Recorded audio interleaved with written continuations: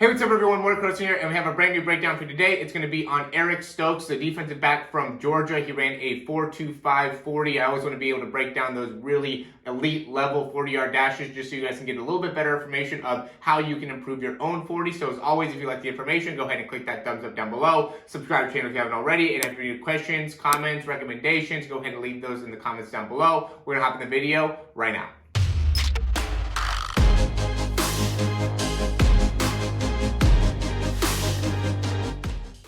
All right, so I'm going to really go deep into Eric Stokes' start just because we got a great angle to be able to see it. I would wish we could also see the back angle as well. Typically, when you send in your breakdown, I get side. I want to see back, side, and front view. So you'd be able to see both really helps out. But just being able to see the side view, I think there's a couple things that really stand out to me. One, notice the different distance between his feet. Right, I think that's really important. Also notice how his front foot is set up. This isn't the only way to do it, guys, but it is something for, guys to be able to look at and be able to understand. Also check his spine, positioning, right? He's not really rounded in his back, but he's also not really flat in his back. Okay, so this allows him to have plenty of range of motion through the hips, plenty of range of motion through the spine as he initiates that initial takeoff. And so what we see is that it's very quick, right? There's not a lot of wasted motion here in what he's doing. He drops down a little bit, right? And then he immediately gets his weight to go out. Okay, slide down and then out. There's no, again, wasted motion. It's a very quick movement, right? And that sets him up to be able to really accelerate very, very smoothly. And you can see how he lands with really his foot is, when he first touches the ground, it's almost like those hips are out in front of the foot, right? I mean, it really is, I always say to have the foot right underneath the hips, but for him, his hips are almost out in front of the foot, which is very difficult to do and just shows how much pure acceleration he's getting and horizontal movement he's getting. There's a lot of guys that I see with their hips way behind their foot when they land with that first step. And so you can see it looks like actually when he first touches, it's like right, actually I would say his hips are slightly out in front in comparison to the foot. So, that's a huge elite level start. That's a very difficult thing to be able to do, but it's something again for you guys to work towards. If you could just get to the point where your foot is going right underneath the hip, that'll get you to, drop by a tenth or maybe 2/10 of a second. It's all about being able to make these small adjustments when it comes to the 40 that really makes a big transition when it comes to, making a big change in your 40-yard dash time. So if you're running a 4.8, 4.9, in order to get down to a 4.5, some of these small technical details really make a big difference.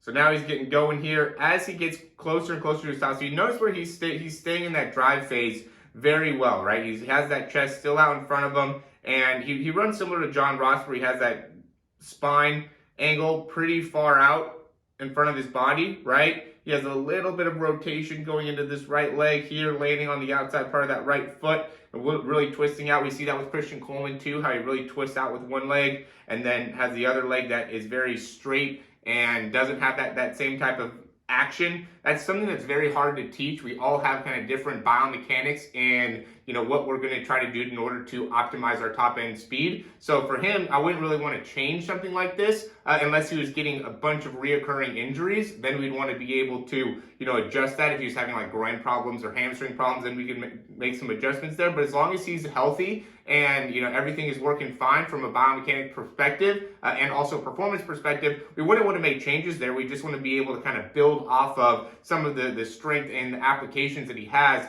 by being able to create that rotation. So, we would work on different parts of the lateral core to make sure the hips and the lateral movement within the hips is very well controlled. We also want to make sure that there's plenty of balance between the strength in the adductors, the hip flexors, the hamstrings, the glutes, the lower back. Because once there ends up being a big difference of strength, because what happens is when you're sprinting like that, certain muscles are going to be more active, certain muscles are not going to be as active. And so you want to be able to train the body to make sure that everything is well balanced. So even though there's in the actual performance of the sprint, there's some asymmetries going on, the overall body is well built up to be able to handle those asymmetries. It's very normal when you're doing, sprinting, jumping, any type of movement where you're going to be on one leg and your right leg then onto your left leg. Your body's going to always adapt differently, right? When you land on your right leg, it's not going to be the same as how you land on the left leg. We're just not perfectly set up to be able to ever do that. That's how we balance, is to be able to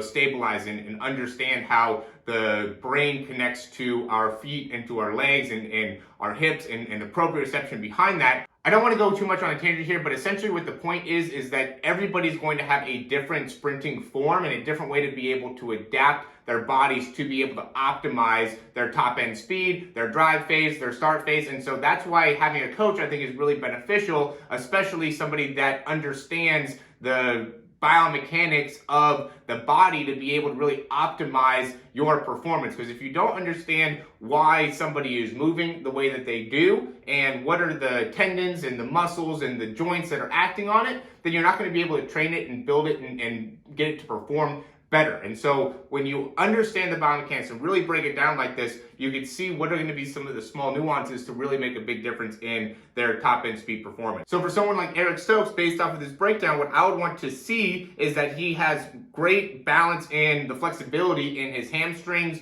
and his groins and his hip flexors or adductors and the hip flexors and the lower back. Because once there ends up being an asymmetry in either range of motion or strength, that becomes very worrisome with his type of running form. So I just want to make sure that everything was very lined up as best as we can. There's going to be, again, some asymmetries no matter what, but we want to be able to line that up to be able to allow him to stay healthy, because he's already performing at, 4.25, how much better can you really get than 4.25?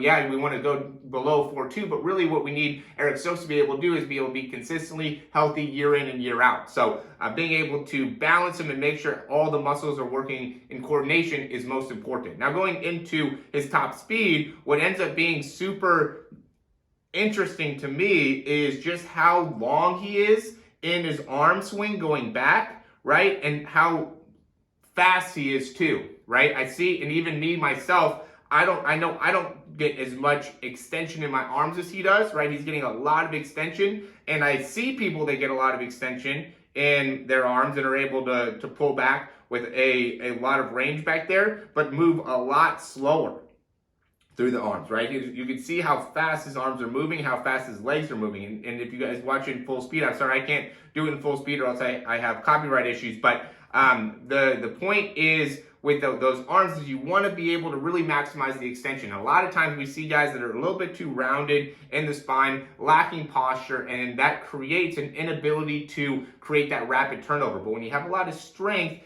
and that arm extension, as well as great posture and the ability to really stabilize through the ankles, you're really setting yourself up to be able to run at a very, very high level. So, some good information there for Eric Stokes. Didn't go too much into his actual running form, but really how to be able to build balance in order to really maximize performance, which I think is super important for you guys to be able to understand in order for you to improve your 40, to improve your 60, to improve your 100, your 200, whatever your running form is, you got to be able to understand how to incorporate your own body's balance in order to maximize performance and also stay healthy. So as always, guys, thanks for watching. And if you want to check out or get a breakdown for yourself, you can check that in the description down below. You could also join the speed program. I highly recommend both of those. I'm going to help you out a ton. You're going to get faster. I always tell you guys this, that it's a guaranteed thing. It's something that I'm so passionate about. The $97 breakdown, I think, is such a great investment. You get 4 weeks of programming. You get unlimited breakdowns. It's going to really help you out a lot if you decide to do that. So as always, guys, thanks for watching, and we'll talk to you soon.